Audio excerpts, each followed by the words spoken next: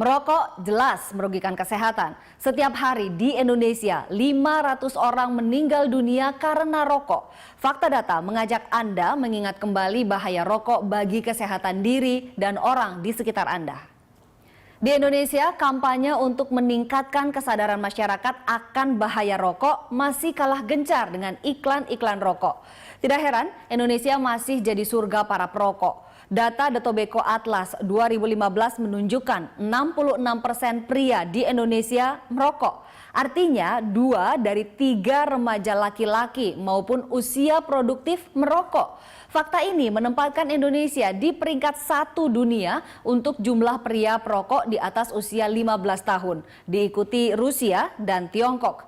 Industri rokok di Indonesia sepertinya tidak akan mati. Ini karena ada 90 juta perokok di negeri ini yang jadi pasar produk tembakau. Dan yang paling mencemaskan, usia perokok makin muda. Di Indonesia, anak-anak usia sekolah yang sudah mendapat uang jajan juga mampu membeli rokok dengan harga yang sangat murah.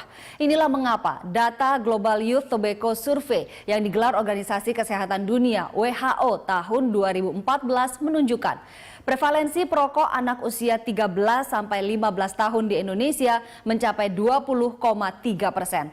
Sementara data riset kesehatan dasar 2013, perokok aktif mulai dari usia 10 tahun ke atas berjumlah hampir 59 juta orang. Jumlah ini lebih dari 10 kali lipat seluruh penduduk Singapura. Pada 2014 di seluruh dunia diperkirakan ada 5,8 triliun batang rokok dihisap. Jumlahnya tiap tahun terus meningkat. Di Indonesia sendiri data Kementerian Kesehatan tahun 2011 ada lebih dari 225 miliar batang rokok dibakar setiap tahunnya atau hampir 617 ribu batang rokok tiap harinya.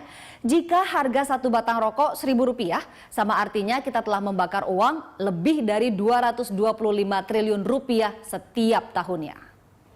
Bahaya rokok bukan hanya mengancam kesehatan perokok itu sendiri, tapi juga orang-orang di sekitarnya yang terpapar asap rokok. Dari 4.000 zat kimia berbahaya yang terkandung dalam sebatang rokok, 60 diantaranya bersifat karsinogen atau memicu kanker. Dan hanya 25% yang masuk ke tubuh perokok, sementara 75% dihirup oleh orang di sekelilingnya. Rokok berhubungan dengan sedikitnya 25 penyakit di tubuh manusia. Risiko terkena penyakit pada perokok lebih besar dibanding orang yang tidak merokok. Kebiasaan merokok merupakan salah satu faktor risiko 6 dari 8 penyakit penyebab kematian tertinggi di dunia, seperti jantung, stroke, penyakit paru kronik, diabetes hingga kanker. Sejumlah penyakit ini menempati urutan teratas daftar penyakit yang paling banyak dibiayai dari dana yang dikelola Badan Jaminan Kesejahteraan Sosial atau BPJS Kesehatan. Jumlahnya lebih dari 70% dana BPJS. Berdasarkan data klaim Indonesian Health Economics Association Case Based Group, sampai Januari 2016 penyakit jantung paling banyak membutuhkan biaya pengobatan yaitu 6,9 triliun rupiah. Disusul kanker 1,8 triliun rupiah, stroke 1,5 triliun rupiah, sakit ginjal 1,5 triliun rupiah dan diabetes 1,2 triliun rupiah. Merokok jelas merusak kesehatan.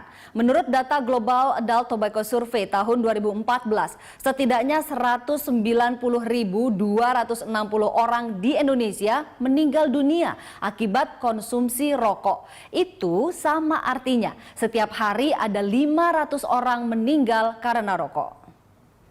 Kementerian Kesehatan mengungkapkan kerugian total akibat konsumsi rokok selama 2019 mencapai 878,75 triliun rupiah.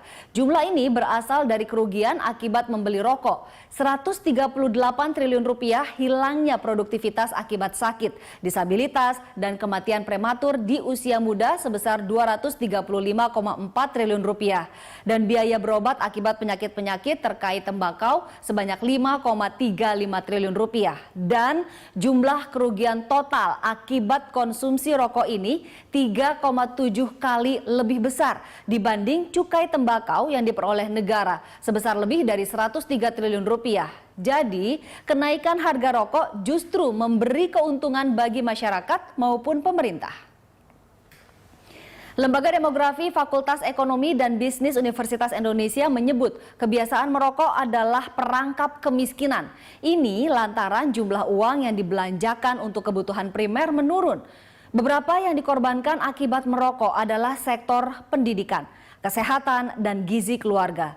Di Indonesia, 69% rumah tangga memiliki alokasi pengeluaran untuk rokok. Studi LPEM menyebutkan pengeluaran untuk rokok dan susu pada rumah tangga termiskin setara dengan 13 kali pengeluaran pembelian daging, 5 kali lebih besar dari pembelian susu dan telur, dan 2 kali lebih besar dari pembelian ikan dan sayuran. Mengkonsumsi 1 bungkus rokok per hari seharga Rp10.000 per bungkus setara dengan Rp36,5 juta per tahun. Dan kelompok terbesar pengkonsumsi rokok adalah kelompok masyarakat miskin dan berpendidikan rendah.